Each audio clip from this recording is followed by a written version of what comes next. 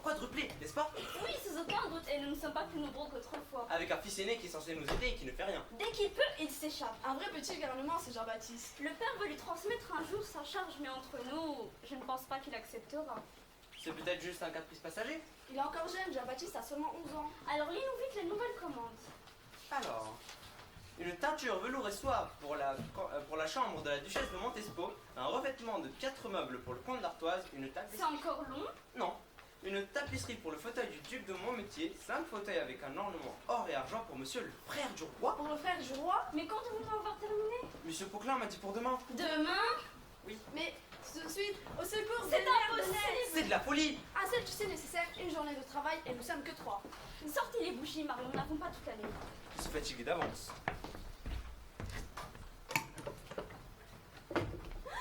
Vous avez vu une souris? Non, Madame Marie, il n'y a plus aucune bougie dans la caisse. Ce n'est pas possible, regardez plus attentivement. Rien, plus un seul morceau de cire. Monsieur Poquelin en avait pourtant commandé une centaine la semaine dernière. J'ai à peine à vous croire. Voyez vous-même.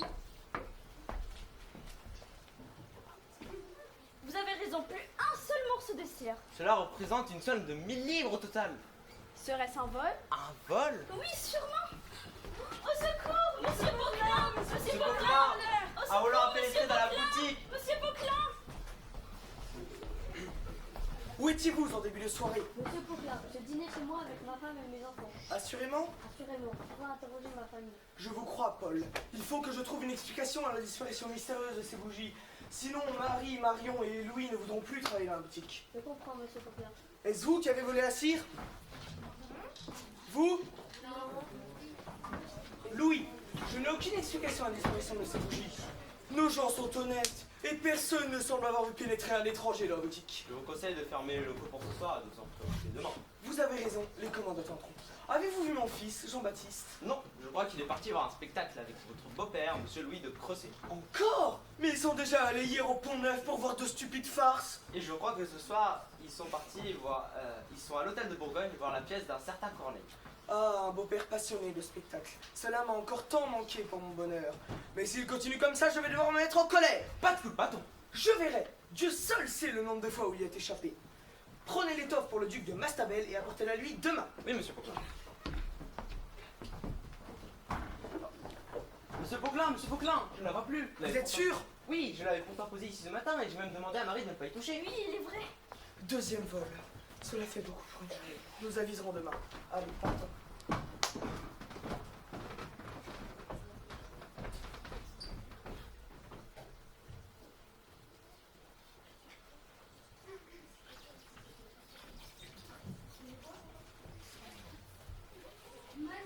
Exceptionnel, remarquable, de vrai comédien. Alors Jean, tu as vu le livre? Oui, regarde, j'en ai 3. Waouh, Ce sont des tragédies. tout ce que j'ai. Ils sont cosmiques de Tournelle, moi. Et toi, Jean-Baptiste, tu as le tissu? Oui, attends, je vais le chercher.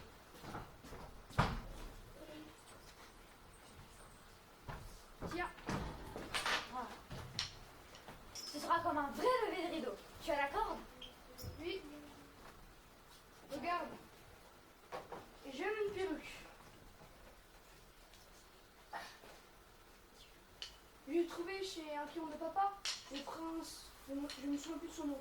Un Anguin, un R, Ratititi ou Ratatati, peu importe. Alors, je la porte bien? Waouh, on est en 3. Désolé. Ou Marie de Claudel. Désormais, tu m'appelleras Sire. On joue? Ouais, mère, je sais qu'il faut.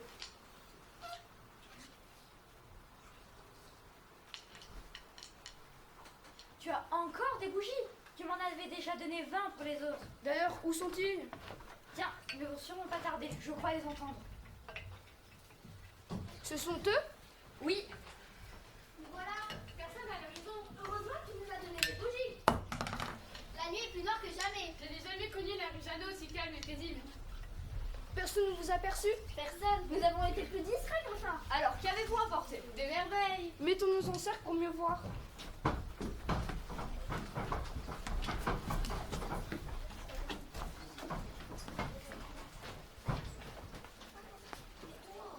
Je propose que nous présentions nos objets chacun à notre tour. Moi, j'ai réussi à prendre ce chapeau. Bonne idée. Et moi, des rubans. Comme à la cour. Moi, du papier et une plume.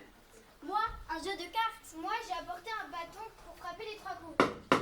Très bonne idée. Vous êtes formidables. Et moi, des gâteaux pour redonner des forces aux comédiens. Moi, j'ai trouvé un livre avec un héros nommé Don Quixote.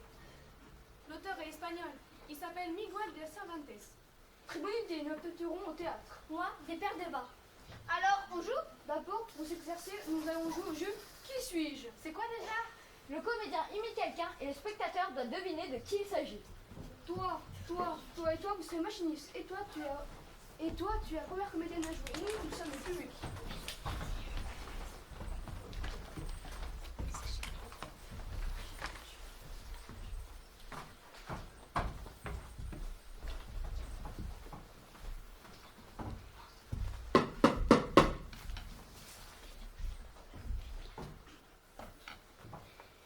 Le duc du bois? Non.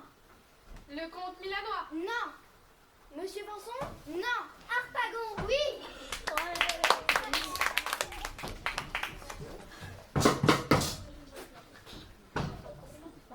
Mais qu'est-ce qu'il fait? Il tire à la Robin des Bois. Mais non. Il fait de la technologie. Non. Il donne une piqûre? Oui. Galarelle? Oui.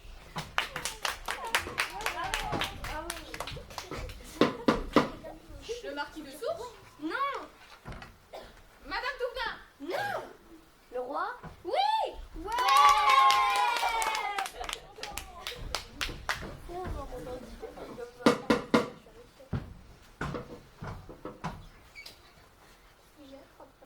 La marquise de Chamallow? Non. Monsieur Perbol? Non. La marquise de Maxna? Oui. Les amis, il est tard. Rentrons. On sera bientôt de grands comédiens. Tu crois? J'en suis sûr. Tu nous redonneras tes bougies, Jean-Baptiste? Tiens, toi, tu gardes ça. Et tu ramèneras ça la prochaine fois. Dis, Jean-Baptiste, tu crois que nous serons reçus à l'hôtel de Bourgogne? J'en suis sûr. Waouh! Chut! Il est tard. Ne faites pas de bruit en sortant. Tu viens avec nous, Jean-Baptiste? Non, je reste ici pour rire un peu.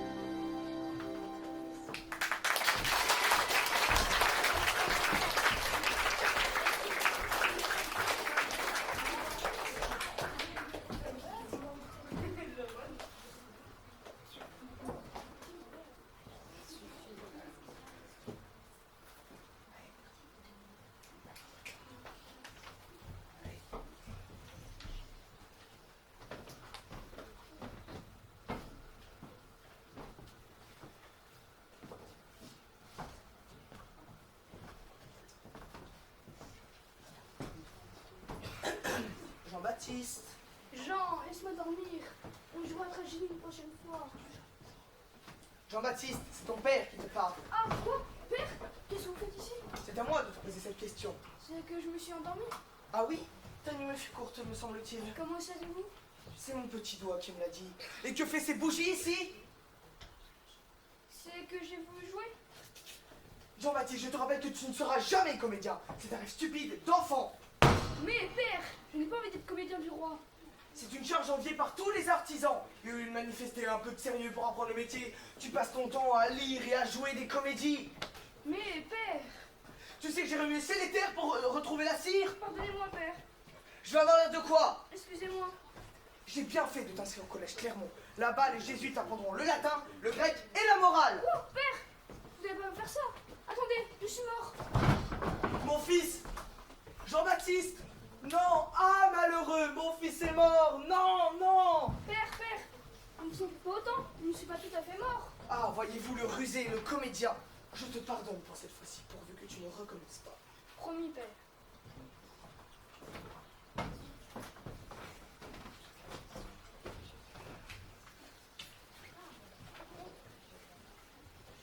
J'ai donc rencontré le pont de Guillaume.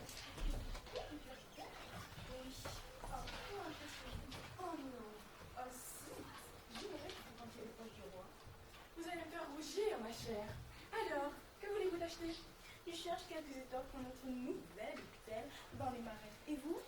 Et moi des tentures pour notre demeure à Saint-Germain. C'est étrange, il n'y a personne dans la boutique. C'est vrai cela? Oh, Monsieur Poquelin, Monsieur Poquelin. Monsieur Poquelin, laissez la boutique vide. Il n'est pas dans ses habitudes.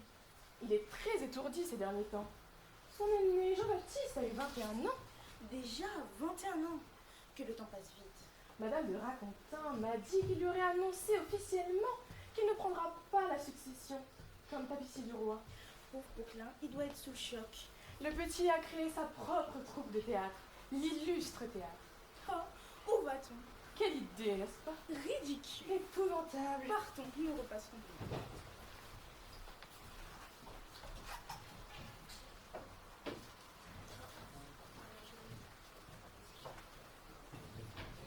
Venez écouter les nouvelles d'aujourd'hui, 24 février 643. À la une aujourd'hui. La troupe l'illustre théâtre, dirigée par Jean-Baptiste Poquelin, qui s'était désormais appelé Molière, fait sa comble depuis un mois.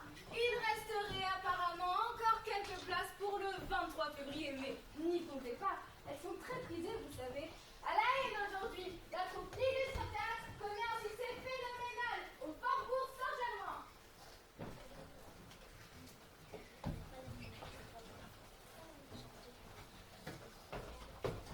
Je la pose ici, monsieur Poquelin. Oui, merci. Jacques, Oui, monsieur Poquelin. pouvez-vous dire à maître Flaviol que le plancher doit être posé dès demain? Oui, monsieur Poquelin. Dites-lui aussi qu'aucun retard ne sera toléré. Très bien, monsieur Poquelin. Monsieur Poquelin, votre imprimeur, monsieur de Bridon vient de livrer les affiches. Ah, enfin, où sont-elles? Dans la grande salle. Tenez, j'en ai pris une pour vous.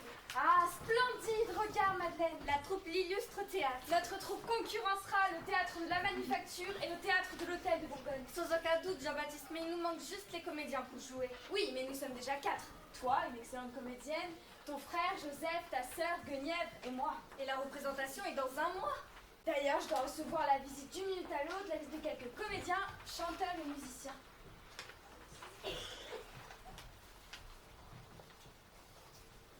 C'est Poquelin.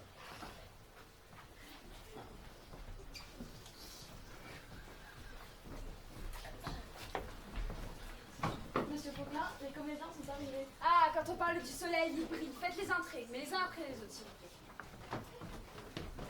Votre nom? Le comédien, monsieur Poincet. Avancez, monsieur Poincet. Plus près encore. Voilà. Bonjour, monsieur Poquelin. Bonjour, monsieur Coincé. Vous venez pour obtenir un rôle de comédien? Oui. Nous vous remercions d'être venu jusqu'à nous, mais nous ne prenons plus personne. La sortie est par ici.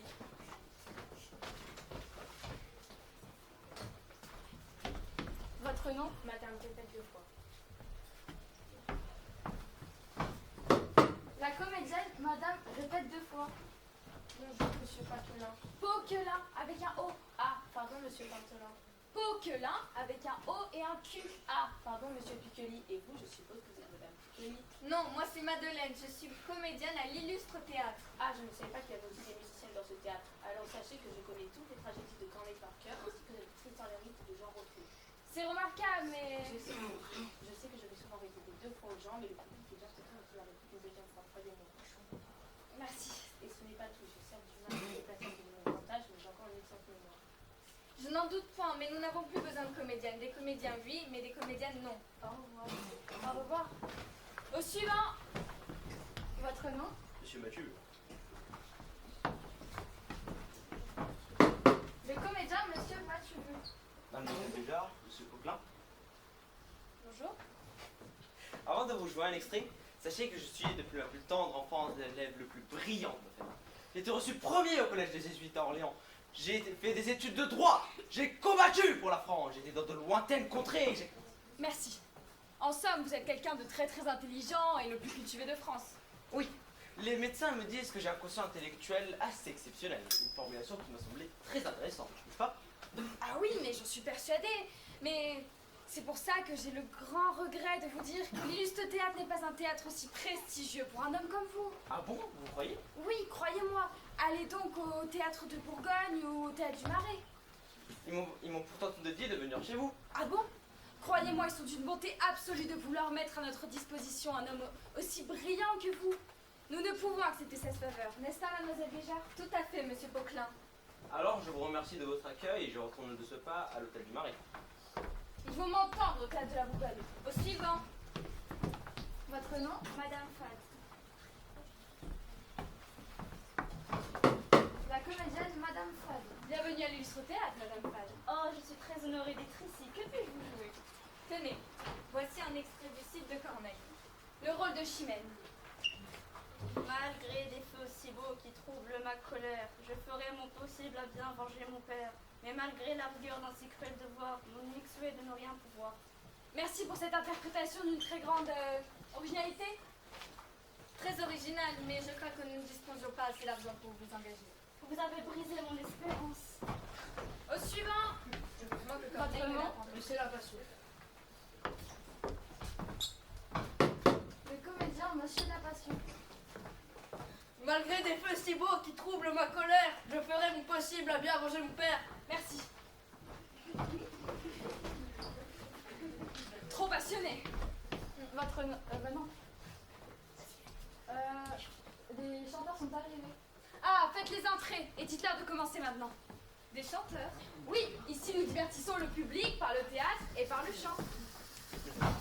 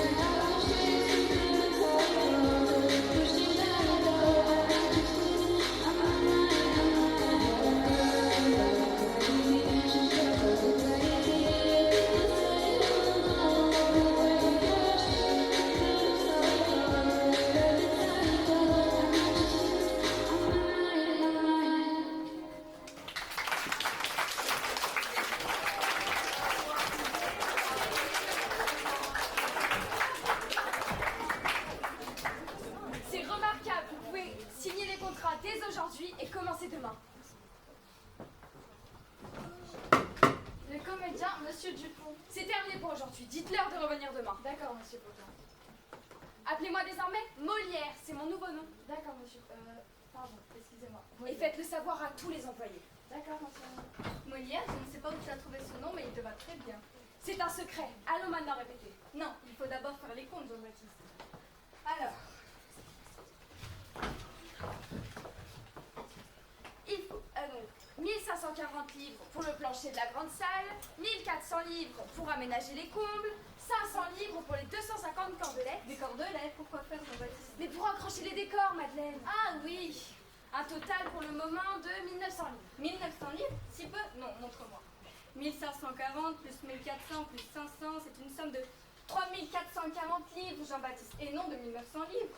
Ah oui, peut-être 1900 ou 3440, cela m'est bien égal. Il y a pourtant une sacrée différence entre les deux. Tu as raison. Madeleine, mais passons maintenant en commande. C'est bien plus amusant. Alors, il faudrait commander 600 bougies, 150 planches de bois, 4 tissus de velours bien épais et lourds, 250 Et chandelles. Jean-Baptiste, la liste est encore longue. Je te rappelle que les caisses sont presque vides. Elles se rempliront. Tiens, voilà déjà 1000 livres de mon père pour notre troupe. Nous trouverons bien d'autres donateurs. Madame Béchard, ma mère nous a offert 500 livres ce matin. Tu vois, je continue la commande. 250 chandeliers, 50 bancs et... Bon, c'est tout pour aujourd'hui. C'est déjà suffisant. Rendez-nous notre argent!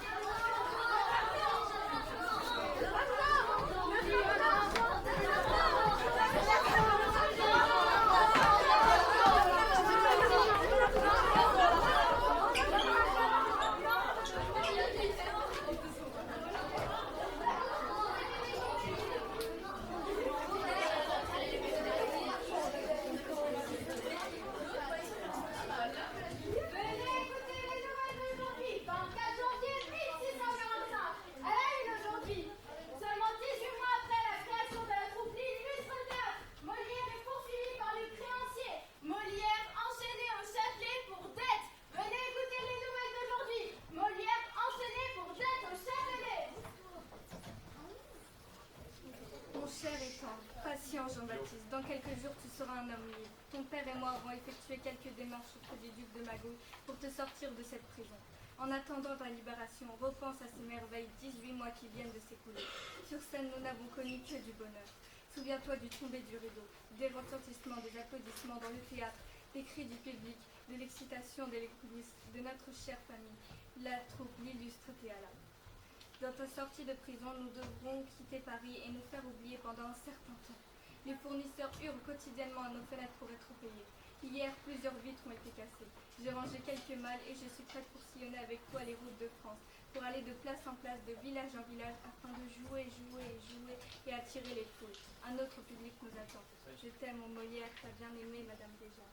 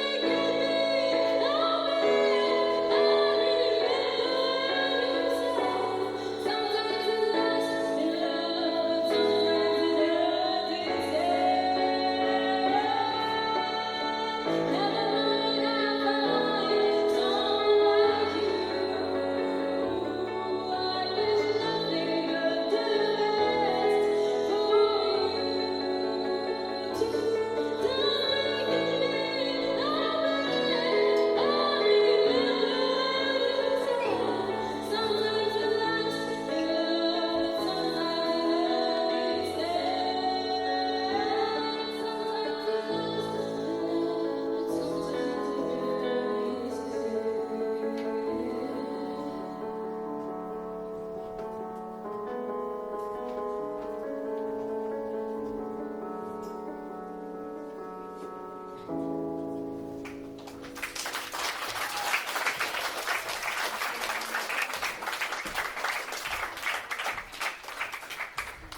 mois après sa libération, Molière et Madeleine ont rejoint la troupe de Charles de Frenesse. Ils ont beaucoup voyagé. Toulouse, Carcassonne, Bordeaux et j'en passe. Ils jouent aussi bien pour les ducs que pour les bourgeois, pour les paysans que pour les artisans du pays. Aujourd'hui, des farces, demain, des tragédies. Mais il est encore beaucoup trop tôt pour retourner à Paris. Allez les amis, allons répéter notre nouvelle pièce. Elle s'intitule Le médecin malgré lui. Joseph Béjart, tu joueras le rôle de Sganarelle. Et toi, Catherine Debris, tu joueras Martine. Allez, en scène. Quant à vous deux, allez commencer à répéter. Non, je te dis que je n'en veux rien faire et que c'est à moi de parler et d'être le maître. Et je te dis, moi, que je veux que tu vives ma fantaisie et que je ne me suis point mariée avec toi pour souffrir des frais d'elle. Oh, la grande fatigue d'avoir une femme. Et Aristote fait bien raison quand il dit qu'une femme est pire qu'un démon. Voyez un peu l'habilhomme avec son béné d'Aristote. Oui, Abilhomme, trouve-moi un faiseur de fagots qui sache comme moi raisonner des choses, qui est service 6 ans un fameux médecin et qui ait su, dans son jeune âge, son rudiment par cœur. Peste de fou fiefé. Peste de la Garonne. Que maudit soit l'heure et le jour où je m'avisai d'aller dire oui. Que maudit soit le bec cornu de notaire qui me fit signer ma ruine. C'est bien à toi, vraiment, à te plaindre de cette affaire. Devrais-tu être un seul moment sans rendre grâce au ciel de m'avoir pour femme? Méritais-tu d'épouser une personne comme moi? Il est vrai que tu me fis trop d'honneur et que j'eus lieu de me louer la première nuit de nos noces. Eh, morbleu, ne me fais point parler là-dessus, je dirai certaines choses. Quoi? Que dirais-tu? Basta, laissons là ce chapitre. Il suffit que nous savions ce que nous savions et que tu fus bien heureuse de me trouver. Qu'avais-tu bien heureuse de te trouver un homme qui te réduit à l'hôpital? Un débauché, un traître, qui me mange tout ce que j'ai. Tu as menti et j'en bois une partie. Qui me vend pièce à pièce tout ce qui est dans le logis. C'est vivre de ménage. Qui m'a ôté jusqu'au lit que j'avais. Tu t'enlèveras plus matin. Enfin, qui ne laisse aucun meuble dans toute la maison. On en déménagera plus aisément. Et qui, du matin jusqu'au soir, passe son temps à jouer et à boire. C'est pour ne me point ennuyer. Pendant ce temps, que veux-tu que je fasse avec ma famille? Tout ce qui te plaira. J'ai 4 pauvres petits enfants sur les bras. Mets-les à terre. Qui me demandent à toute heure du pain. Donne-leur le fouet. Quand j'ai bien vu et bien mangé, je veux que tout le monde soit saoul dans ma maison. Et tu prétends, ivrogne, que tout aille toujours de même. Ma femme, allons tout doucement, s'il vous plaît. Que j'endure éternellement tes insolences et tes débauches. Nous nous emportons point, ma femme. Et que je ne sache pas trouver le moyen de te ranger à ton devoir. Ma femme, vous savez que je n'ai pas l'âme endurante et que j'ai le bras assez. Je me moque de tes menaces. Ma petite femme, mamie, votre pauvre démange à votre ordinaire. Crois-tu que je m'épouvante de tes menaces? Ma chère moitié, vous avez envie de me dérober quelque chose? Ivrogne que tu es. 12 objets de mes voeux, je vous frotterai les oreilles. Sac à vin. Je vous étrierai. Infâme. Je vous raserai. Pandard, gueux, trompeur, voleur, maraud. Ah, vous en voulez donc? Je vous remercie, c'était très bien. Allez, continuez à répéter. Bon, à mon tour de vous jouer un petit monologue que j'ai écrit pour une pièce que j'appellerai La Barre. Au voleur, à l'assassin, on m'a coupé la gorge, on m'a dérobé mon argent. Où est-il? Où se cache-t-il? Où courir? Où ne pas courir? Hélas, mon esprit est perdu, je suis troublée. Mon pauvre argent, maintenant que tu m'as enlevé, je n'ai plus que faire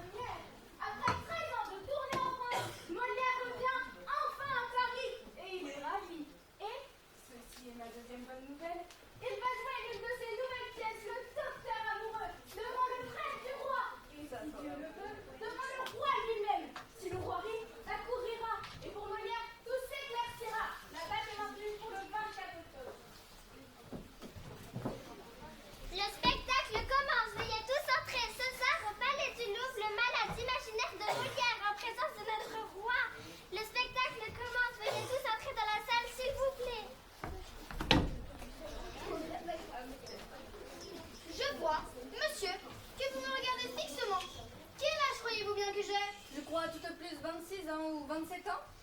J'en ai 90. 90? Oui, vous voyez en effet le secret de mon art de me conserver ainsi frais et vigoureux. Par ma foi, voilà un beau jeune vieillard pour 90 ans. Je suis médecin passager qui vais de ville en ville, de province en province, de royaume en royaume pour trouver des malades dignes de m'occuper. Et pour trouver des malades... Je veux des maladies d'importance, de bonnes fièvres pourprées, de bonnes hydropéties formées, avec des pleurésies, avec des inflammations à la poitrine. Donnez-moi votre pouls. Que l'on bat correctement. Qui est votre médecin? Monsieur Purgon. Et de quoi dit-il que vous êtes malade? Il dit que c'est du foie et d'autres disent que c'est de la rate. Ce sont tous des ignorants. C'est du poumon que vous êtes malade. Du poumon? Oui. Que sentez-vous? Je sens de temps en temps des douleurs à la tête. Justement, le poumon. Il me semble parfois avoir un voile devant les yeux. Le poumon. J'ai quelquefois des maux de cœur. Le poumon. Et j'ai parfois des lassitudes par tous les membres. Le poumon. Et parfois il me prend des douleurs au ventre comme si c'était des coliques. Le poumon. Vous avez appétit à ce que vous mangez, monsieur? Oui, monsieur. Le poumon. Vous êtes bien net de dormir après votre repas? Oui, monsieur. Le poumon. Vous aimez avoir un peu de vin? Oui, monsieur. Le poumon, vous dis-je. Et que vous ordonne votre médecin pour votre nourriture? Il m'ordonne du potage. Ignorant. De la volaille. Ignorant. Du veau. Ignorant. Et le soir des petits pruneaux pour lâcher le ventre. Ignorant. Et surtout de prendre mon vin fort trempé. Inantam ignorantum sinoantas. Vous devez boire votre vin pur. Et pour votre sang qui est trop subtil, votre médecin est une bête. Je veux vous en envoyer un de maman. Et je viendrai vous voir tandis que je serai dans cette ville. Que diantre faites-vous de ce bras-là? Comment? Ne voyez-vous pas qu'il incommode l'autre et qu'il tire toute la nourriture à soi? Oui, mais j'ai besoin de mon bras. Et voilà un œil droit que je ferais crever au plus tôt si j'étais que de vous. Crever un œil? Oui, vous verrez beaucoup mieux de l'œil gauche. Mais cela n'est pas pressé. Adieu. Je suis fâchée de vous quitter si tôt, mais j'ai une grande compassion qui se fait pour un homme qui mourut hier. Où as-tu posé la réserve de cirque? Dans le premier des alcoolides. Parfait. Pour le moment, tout s'est bien déroulé. J'ai réussi à couper la partie brûlée de toutes les mèches. Super, tu es le meilleur lanceur de chandelle que je connaisse. Tu as vu le roi? Non, j'étais tellement occupée à couper mes bougies que je n'ai même pas pensé à le regarder. Moi non plus. Et là, tu le vois? Non, la princesse me cache la vue avec sa coiffe. Ah, je le vois, mais toi là, à cet emplacement, on le voit. Il est sérieux. Il faut absolument qu'il rit, notre avenir en dépend. Un rire et Monsieur Molière sera sous la protection du roi. Et nous gagnerons aussi plus d'argent. Alors, il rit? Non, toujours pas. Non. Ah si, il rit, le roi rit.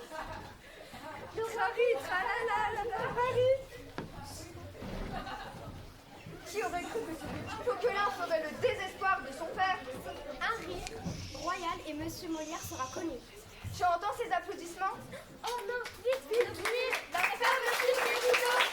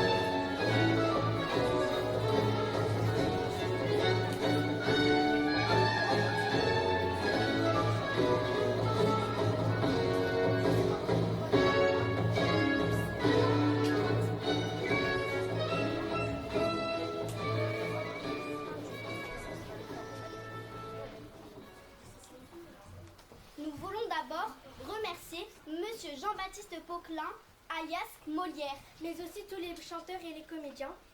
ainsi que notre équipe de 3e qui, en coulisses, nous aide depuis plusieurs semaines pour vous présenter ce merveilleux spectacle. Il faut remercier pour tous ces costumes magiques de Madame et Monsieur Lubrinet. Nous remercions surtout la direction et les professeurs, Monsieur Vanson Monsieur Perbal et Madame Toulin. Mais nous voulons voulons remercier par-dessus tout le public.